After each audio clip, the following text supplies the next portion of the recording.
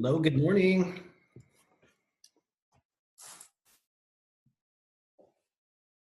Good morning, Ebony, Sherry, Denise, MLHIP. Oh, good morning. I thought I was muted.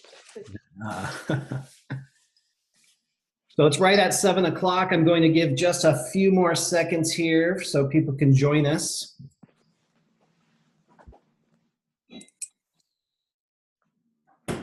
And today we are on office hours for the Sign and Thrive course on February 27th. And today we are actually recording the call. Of course, we're going to upload the video to the course.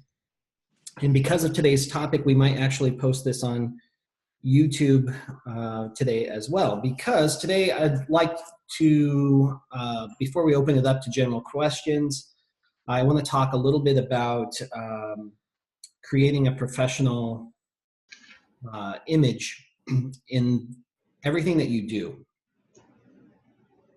So one of the main things that, one of the big challenges that we run into, and I hear this from other people who own signing companies, and actually you hear from clients across the way. Guys, I'm gonna mute everybody, so if you wanna chime in and talk, feel free to do so. You're just gonna have to unmute yourself.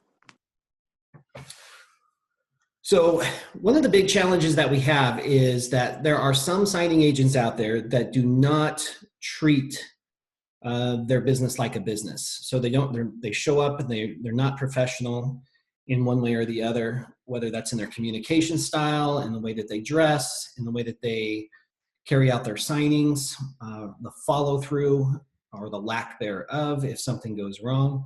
You know, all of that gives us kind of a bad rap. So the reason that I want to share this with as many people as possible is that we have to protect our industry. We have to protect our business.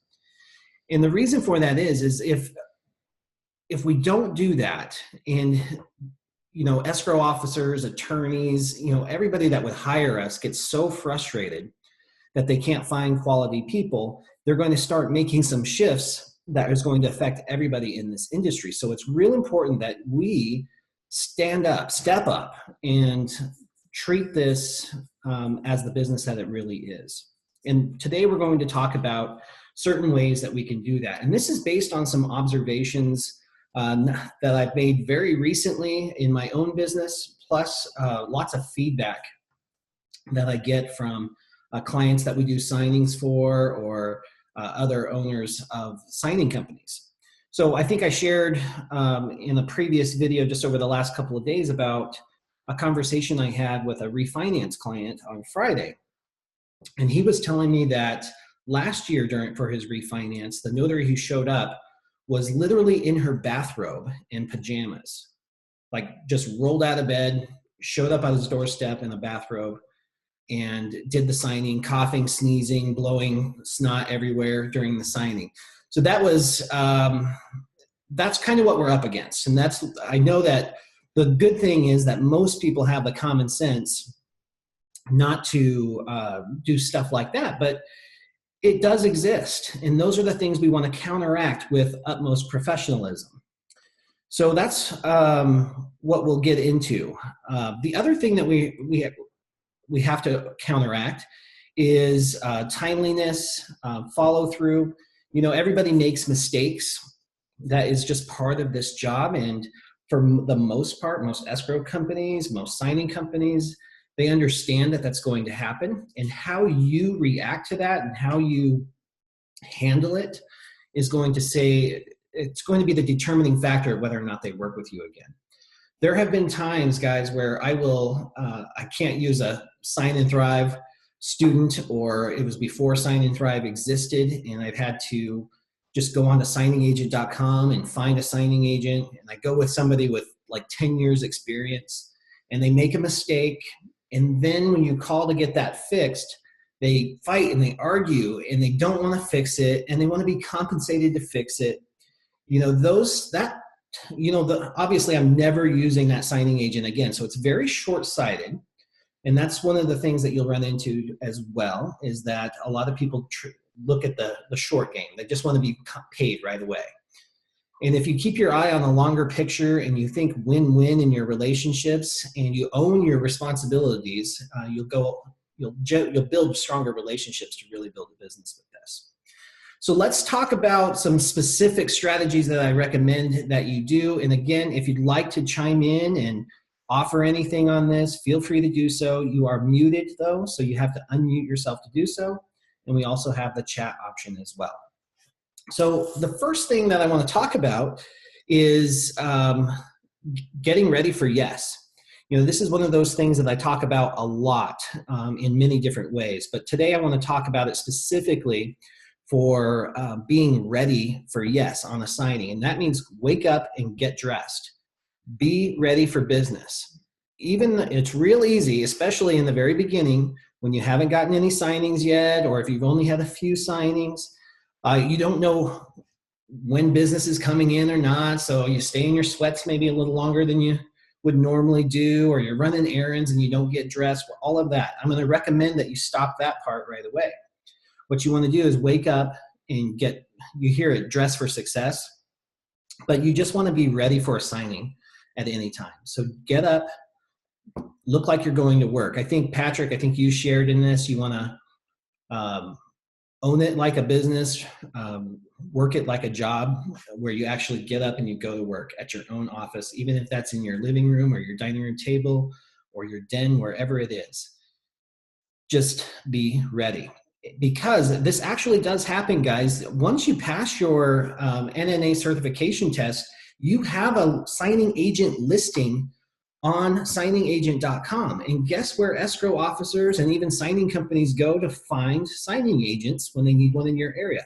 They go to signingagent.com. So a lot of you are starting to get phone calls and you're like, oh, I don't know where they found me, but I got the call and the offer. Well, that's probably where it's coming from. And if they have a last minute signing or maybe one in a couple hours and you're out running errands and you haven't dressed yet, you have to run home, change everything, you lose all that time. Plus you have the printing of the documents and everything. So you just want to be ready. That's a pro level that most signing agents, especially the ones that don't do this full time, don't do. And so they really treat it like a part-time gig, and they're not ready for yes when those last minute signings come up.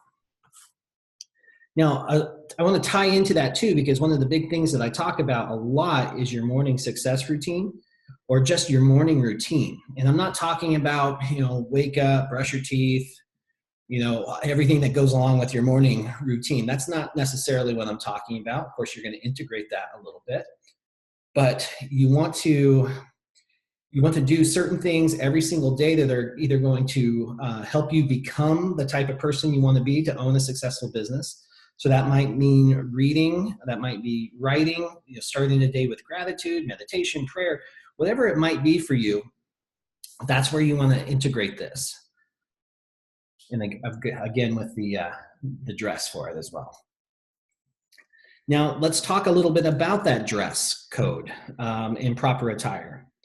And what I want to say is everything that we're going to talk about, guys, is kind of wrapped up in a bundle of integrity, right? So integrity on the simplest level is just doing what you said you would do. And because we are certified signing agents through the NNA, because we are owning this as business people, we are making certain agreements. And there is a standard of dress that we are agreeing to. So all we're asking you to do is maintain integrity in that commitment. So that is to dress professionally for whatever your area is. There's a little bit of leniency depending on which region of the country is, or which region of the country you might be in. But for the most part, it's like dressing for an interview, maybe less the suit. I'm in button-down shirts. That's what I've chosen to go with. Every now and then I'll wear a polo, but I'm always in slacks. I'm never in jeans. And there are some exceptions to that, of course, depending on the area that you're in. But what we want to avoid, guys, are these reputations. And I hear these stories actually all the time. This is probably one of the most common stories that I hear about the lack of professionalism is the attire that people wear.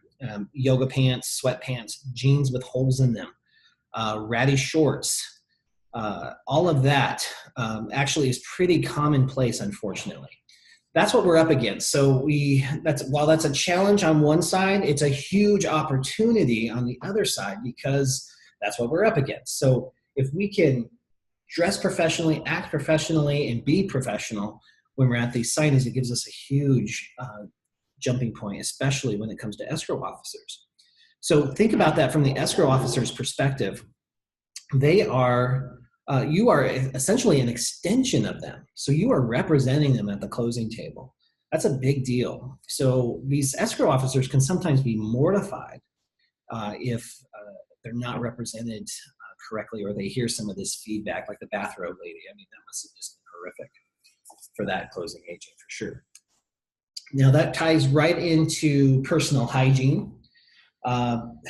You would think this goes without saying, and I know that here in the Sign and Thrive group, we won't have a lot to worry about there, but again, sharing this with as many signing agents as possible is important. Hygiene matters, guys. Having fresh breath matters. Freshly washed hair, clean clothes, all of that ties in. You've got to be aware of things that you maybe don't always think about all the time. You're going into people's homes, so you want to be aware of any odors you're carrying with you, or how you're looking, smelling. All of that plays a huge role in your professionalism. So keep that in your mind at all times. These roll out of bed, no showers, and going into signings is doing damage to the entire industry and making us all look bad.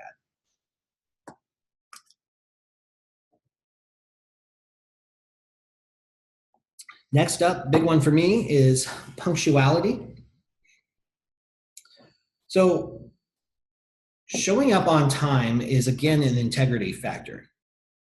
You're making a commitment, you've made an appointment to be somewhere at a particular time. It is absolutely important that you do that. For my own personal policy, timeliness is just one of those things I'm totally OCD about. If I am on time, I'm late. I've got that mentality. I will show up sometimes 15 to 30 minutes ahead of time because I've accounted for traffic variances and all of that in my logistics as I'm planning my trip. And sometimes, things don't go wrong, so I show up super early. If that's the case, I do not sit in front of the borrower's house for 30 minutes because that can be kind of creepy. What I'll do is I'll just kind of, if there's a park nearby or an area I can pull off where it's not weird, I'll pull off and I'll listen to my audiobooks. I'll do my bookkeeping. I'll follow up on emails with my phone and all that good stuff. So I would much rather that my time be underutilized, I guess, instead of the borrower's.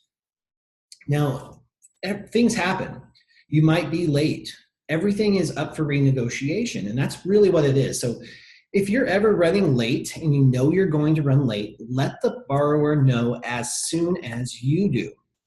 And you can even be a little preemptive in this. If my signings are running really tight and I know that it's 2 o'clock and I've got a 5 o'clock signing and everything's been kind of pushed back as it is, and I'm going into rush hour, at 2 o'clock, I'm going to send a message to my 5 o'clock appointment and just say, hi guys, just letting you know that traffic is a little wonky today. There's a good chance I could be up to 20 minutes late today. Does that work okay with your schedule? They've got 3 hours advance notice. Most people are super cool about that. Where people get uncool about this type of stuff is when your appointment's at 5 p.m. and you message them at 4:58 p.m. and tell them that you're going to be 30 minutes late. There is no possible way that you did not know that you were going to be that late, especially with GPS. It estimates your time, guys, so you know that you're going to be late. Communicate that. Don't be afraid of that. People love their time. So if they're waiting for you and you're being disrespectful of their time, they're going to get upset. If you give them that huge advance notice, they most people are super cool. Like I've never had anybody be uncool about that. We got a question here. Smoking, smell, and strong perfume could have negative impacts, especially if the signer is asthmatic. Thank you so much for bringing that up, Patrick. That's a huge one. So if you are a smoker, you need to be very, very, very aware that even if you cannot smell it, Most of us can. And people that are in a non-smoking household are going to smell that. So you don't want to be finishing up a cigarette 2 minutes before you walk into somebody's house. Give yourself enough cushion, 30 minutes to an hour, whatever it is. Make sure you have hand sanitizer that gets rid of the cigarette smell on the paperwork. All of that plays a huge role. And then on the other side of it is when you overcompensate with perfume or cologne, that can have just as many side effects as well. In fact, I've had a complaint of a signing agent who had too much cologne on. The lady said she could literally taste it in the air, and we had to have that conversation as well. So you can go from one extreme to the other. So good one. And then the medical issues on that, of course, is a huge one. The other one, guys, that just sparked another memory too is we've had signing agents that were I call extreme pet owners. Where they've got 6 or 7 dogs, 9 to 10 cats. There is a residual odor sometimes that can come with pet ownership, and you need to be aware of that when you walk into somebody's house. Those things do exist. There are things you can do to mitigate that and alleviate that. Nikki says, for us ladies, having well manicured nails, I think, is a must because everybody is looking at your hands as you notarize. Excellent, Nikki. Again, it's probably not something that's on the forefront of my mind, so I thank you so much for bringing that up. And many of you know that my mom, Diana, is a signer with us too, and that is actually one of the things that she makes sure she gets done every week is her nails because of that exact same thing. People, your hands are out there in front of people. If they are shabby, they're really going to stand out. If they're beautiful, of course, they're going to stand out in a good way. You can always go with plain as well if having manicures is not in your budget. Jason says, hey, Bill, I know you say be ready for work, but while we're growing your business, but someone like me does ride sharing between getting pulled away from the home office, what do you recommend? Well, this is great. This is just part of your regular business. I don't think there's anything wrong with dressing professionally when you're doing rideshare either. In fact, as a rideshare customer, I kind of like to see my drivers dressed up a little professionally. So I don't think that could hurt you either way. Wake up, get dressed, look professional. So the thing is, guys, you never know who you're going to meet. It might be running to Target. It might be one of your rideshare customers, Jason. We have a lot of people who do ride shares right now too. So you, in the backseat of your car, could be the manager of a title company. You are dressed to impress, and there's all kinds of room for cross-marketing these different revenue streams that you guys have, whether it's your signing company business cards in your back seat or whatever it might be. There's no downside to looking professional. I'm always interested to talk about what I mean about the printing. Oh, I see. So you're just asking what would you do for the printing? So you've got options, of course. You've got to work out your logistics on that. And we have talked about that a little bit privately, I know. And then also there are mobile printers that you could have in your vehicle. You could have certain relationships set up so you can print on the fly. All of those things exist, and we'll talk about that a little bit separately. Okay, so now let's talk about mistakes and taking ownership of your mistakes. So you're going to make them. There's no escape from that. There's no time in your career or of business ownership that mistakes are just going to go away. The reason for that is that the most common mistakes are made because you're not present in your signings. And there's going to be times when you're not going to be present. You might have things going on in your personal life that distract you. You might be hitting it off with your customers and you're just talking and having a good time and you just inadvertently miss an initial or a signature. Those things are always going to be there. So how you handle it and how you fix it will make all the difference. So there's no compensation, no additional compensation if you made a mistake. You own it. The buck stops with you. You should have caught it. You didn't. You eat it. You eat the gas. You eat the time, and you fix it. You drop everything and fix it too. This isn't I can pencil in next Thursday to get that out there. You have to fix that, and you have to fix it right away. There's people. Sometimes there's the closing is dependent on you fixing it right away. So that's absolutely critical. There's no arguing. If somebody, I know it's, especially when you're new and you're frustrated because you've made a mistake. So I know that pit in your stomach that you get, and you just want to see what the error was, and you want to kind of argue like, oh, that should have been more clear. Yeah, there's a lot of things that should have been more clear. They shouldn't have tucked those initials in that weird spot. But guess what? You're just shitting on yourselves. You're shitting on everybody else. You just need to get it fixed. That's the top priority there. So let's see if we got another one here. Accountability earns respect and shows that you are a real professional. Jason, that's absolutely right. That's huge. That's like the mark of a professional is when you don't get defensive about your mistakes. It might be eating you up inside, but you don't get defensive with them. You just said, yep, I totally understand. I apologize. How can I fix it? And they'll let you know how you can fix it. Sometimes you don't have to fix it. Sometimes it's an error where they can just email the document to the borrower and they're just bringing it to your attention. And that's always great. Anytime that is the case, and I'm creating extra work for somebody, or anybody on my team is creating extra work or inconveniencing a borrower, I might send a gift card to the assistant or the escrow officer that had to fix it. Here's your next coffee's on me. Sorry for the inconvenience, that kind of stuff. All of that will end up making a difference for you. Now, the big one I really want to get into, guys, is email etiquette. This is so important, and I get lots of emails a day from people who see on YouTube, students in the course, general inquiries about who knows whatnot, and I see a lot of bad emails that come through. Especially from strangers, people who don't have a relationship with me or my organization. And there are some glaring things that are missing from email communication that you as professionals need to make sure that you always incorporate.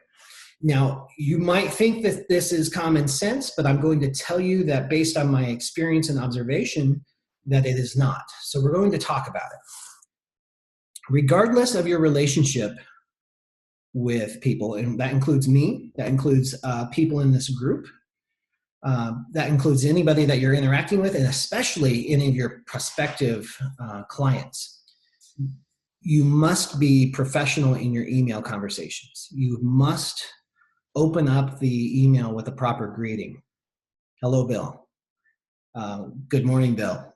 Good morning, Dave. Good morning, Cindy. Whoever it is, and do proper grammar, comma, new paragraph. Take the time to do this. Whether we like it or not, we are being judged on our communication. We are, as human beings, that's pretty much what we do anyway. There's going to be little judgments. You're going to be making, you're going to get an email that just turns you off right away because there's no capitalization, there's no grammar, they don't even address you by name. And then this is the pet peeve, guys. Your closing should be a warm closing, like thank you or sincerely or thank you for your time, whatever it is, and then sign your name. That is absolutely the most common thing that is missing from the email communication, even from students in the course, from people who see me on YouTube. They just, they send this email with they've got weird emails, right? It's aj767 at hotmail.com, and they don't sign their name. That's just a symbol of a lack of professionalism and an amateur or mediocre business person. So we want to elevate that. We're going to elevate your business to the professional level and sign your emails all the time.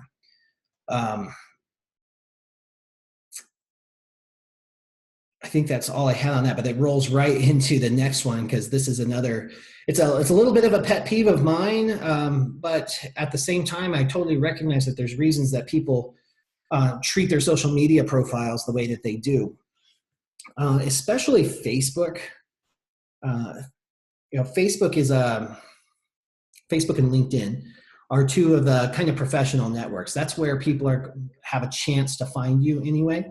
And on Facebook in particular, if you want to treat this like a business, you might want to seriously consider changing your profile names to your real name and not some different name. That creates a lot of confusion for people. And if you're marketing yourself at all, it almost eliminates that possibility. There's no way to look professional and have a fake name on Facebook. I know everybody has their own reason for it.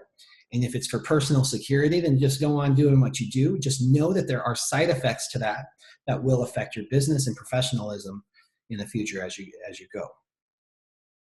Jason says, you are 100% correct. However, when we are trying to respond to assignments rapidly, you can make that mistake. What mistake is that, Jason? Can you clarify? You can also have a present. Oh, you mean okay, so I'm glad you brought this up, Jason, but here's the thing. If you can't send an email professionally, you should not send the email. You do a lot more damage with grammatical errors and lack of professionalism in an email than just not sending it at all. So that's the general rule of thumb on that. If you can't take if you don't have that couple of minutes to turn that into a professional email, don't send it. And yes, you can have a preset signature, which I think that's a great advice. When you're at your computer, those preset signatures work. I can't get mine to work on my phone. I don't know if that's a technological issue or a user issue, but if you can get that to work and have all of your email signatures, even when you send from your phone, that would be highly recommended. That would alleviate that so you don't have to think about it. All right, guys, that puts us at 7:27. Do we have any other questions? We can open this up to questions, comments about what we've been talking about today, or of course, other ones. Oh, Linda, I didn't see your comment here. Please run a spell check before hitting send. That is so huge, and it takes just a few seconds to do, guys, but doing a spell check is highly recommended. Do we have any more that I missed? Yeah. Cool. All right, you can also have a preset signature. Oh, we already have that. Okay, guys, I think that's going to be it. If there's any other questions.